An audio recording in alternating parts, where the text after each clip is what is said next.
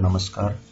आज की इस वीडियो में हम भिन्न, समान हर वाले भिन्नों का योग और तुल्य भिन्न इसके बारे में चित्रों के माध्यम से समझने का प्रयास करेंगे।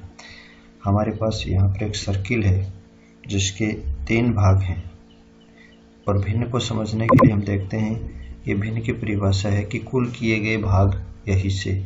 जैसे सर्किल के हमने 3 भाग कर लिए, इस भाग में से एक भाग को अगर हम रंग दें या इसमें रंग भर दें या इसको छायांकित कर दें तो हम देखते हैं कि कुल हिस्से हमारे 3 थे जो यहाँ पर हर के रूप में दर्शाए गए हैं 3 भाग। और इन तीनों भागों में से एक भाग को हमने हरे रंग से रंग दिया तो ये ऊपर वाला भाग जो हमने लिया है वो है 1। तो भिन्न के रूप में लिखा गया 1/3, यानी कुल हिस्से हमारे 3 किए थे और उसमें से एक हिस्सा हमने लिया। अगर इस अंश को हम बढ़ाते हैं तो हमारी भिन्न हो जाएगी 2/3, यानी कुल हिस्से हमारे 3 हैं और इसमें से 2 हिस्से हमने लिए हैं। इस प्रकार से हम भिन्न की अवधारणा को अच्छी तरह से स्पष्ट कर सकते हैं। आगे हमारा जो इसका अगला टॉपिक है वो है समान हर वाली भिन्नों का योग, यानी कि कोई हमारे पास भिन्न होती है तो उन 2 भिन्नों का योग इन चित्रों के माध्यम से हम कैसे करेंगे। जैसे हमारे पास में एक भिन्न है 3/7, तो इसके अंश को मैं कर लेता हूँ 3 और इसके हर को कर लेता हूँ 7, तो ये हमारी भिन्न होगी 3/7। दूसरी जो सर्किल है इसमें हम भिन्न बनाएंगे 7/10, तो इसके अंश को कर लेते हैं 7 और इसके हर को कर लेते हैं 10।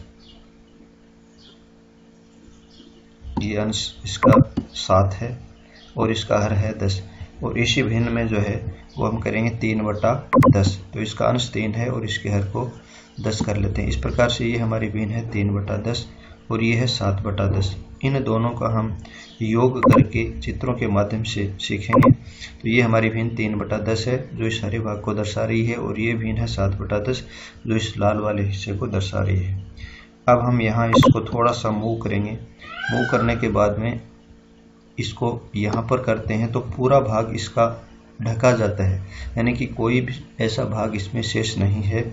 यानी कि 3/10 और 7/10, यानी कुल भाग हमने 10 लिए थे, तो ये 10 भाग जो हमने लिए हैं वो ऊपर हैं, और हमारे जो कुल भाग हमने किए थे वो भी 10 हैं, यानी कि 10 में 10 का भाग देंगे तो 1 प्राप्त होता है, यानी अब ये एक इकाई बन गई। इस प्रकार से भिन्नों का योग इन चित्रों के माध्यम से हम करके बच्चों को आसानी से समझा सकते हैं। अगला है तुल्य भिन्न, यानी इन्हीं चित्रों के माध्यम से हम तुल्य भिन्न की अवधारणा को कैसे स्पष्ट करेंगे। जैसे हमारे पास में 1/2 भिन्न है। इस भिन्न को अगर अंश और हर को हम 2 से गुणा करते हैं तो ये बनता है 2/4। फिर वापस इसको 2 से गुणा करते हैं समान संख्या से अंश और हर को, तो हमारे पास में अगली भिन्न प्राप्त होती है 4/8। अब हम देखेंगे कि 2/4 और 4/8 दोनों तुल्य कैसे हैं। तो इस भिन्न के अंश को मैं कर लेता हूँ 2, ये 2 और इसके हर को कर लेता हूँ 4, तो ये हमारी भिन्न होगी 2/4। और ये जो भिन्न है इसको मूव करके पहले वापस यहाँ लेते हैं, ये हमारी भिन्न बन गई 2/4। और इस भिन्न को हम करेंगे 4/8, तो इसके अंश को कर लेते हैं 4 और इसके हर को कर लेते हैं 8, तो ये हमारी भिन्न बन गई 4/8। अब हम देखते हैं कि ये दोनों तुल्य कैसे हैं।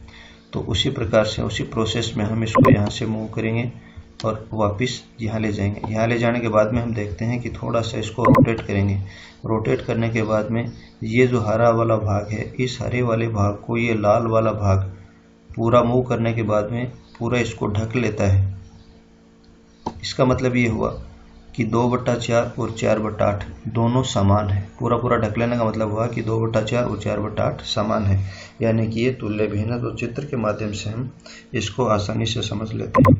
दूसरा ये होता है कि हमारे पास में अगर 2 भिन्न है और हम उसकी तुलना करना चाहें कि कौन सी भिन्न बड़ी है और कौन सी भिन्न छोटी है, तो उसको भी इस चित्रों के माध्यम से हम आसानी से समझ सकते हैं।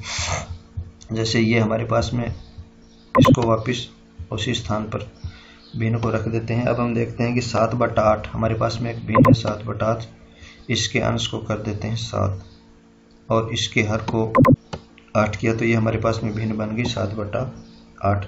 और दूसरी भिन्न हमारी है 6/7, तो 6/7 इसके अंश को कर देते हैं 6 और इसके हर को कर देते हैं 7।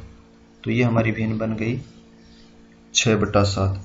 अब हम इन दोनों में से देखें कि कौन सी भिन्न बड़ी है, तो वही हमारा प्रोसेस रहेगा। इसको हम मूव करेंगे और मूव करके इसके ऊपर यहाँ रखेंगे। तो यहाँ रखने के बाद में हम देखते हैं कि इसका हरे वाला भाग जो है वो थोड़ा सा बचा रह जाता है। इसका मतलब क्या हुआ कि 7/8 जो भिन्न है वो इस लाल वाली भिन्न यानी कि 6/7 भिन्न से थोड़ी बड़ी है, यानी कि 7/8 इससे बड़ी है। इस प्रकार से चित्रों के माध्यम से बच्चों को हम आसानी से जो भिन्न की अवधारणा है, समान हर वाली भिन्नों का योग है, तुल्य भिन्न है, ये हम आराम से बच्चों को आसानी से समझा सकते हैं।